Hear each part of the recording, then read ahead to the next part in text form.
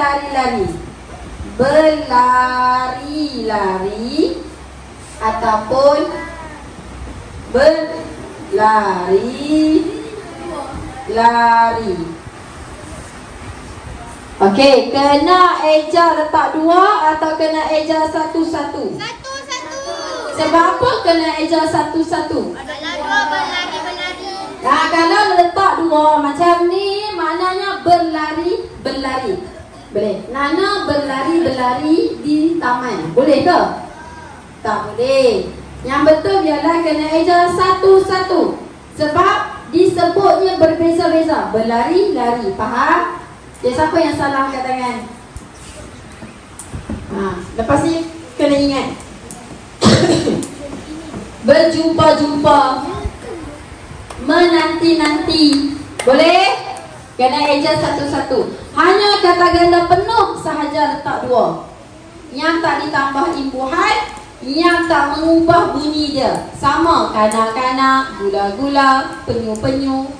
Tapi bila masuk berlari-lari, dia sebut satu yang lain, satu lagi tak ada imbuhan. Berlari-lari, dia eja lain. Kalau letak dua, berlari-berlari.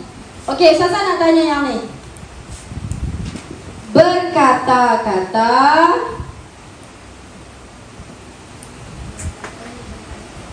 Berkata-kata.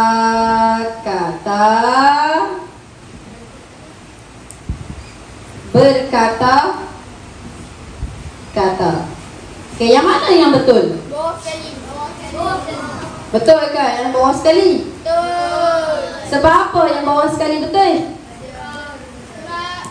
Yang ni tak betul ke? Betul. Kenapa dia tak betul? Ada alif. Ada alif di belakang ni. Tak boleh ada alif. Boleh?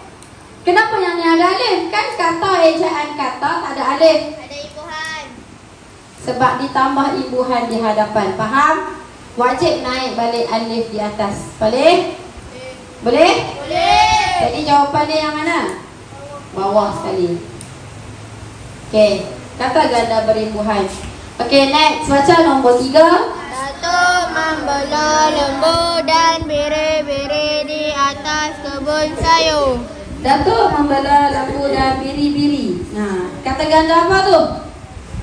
Kata ganda berimbuhan ke kata ganda penuh? Kata ganda penuh. Kata ganda penuh dieja macam mana? Dua. Letak nombor 2. Siapa yang salah angkat tangan? Okey. Boleh buat ingat kakak ya? Lepas ni kalau kata ganda penuh mesti letak 2. Boleh?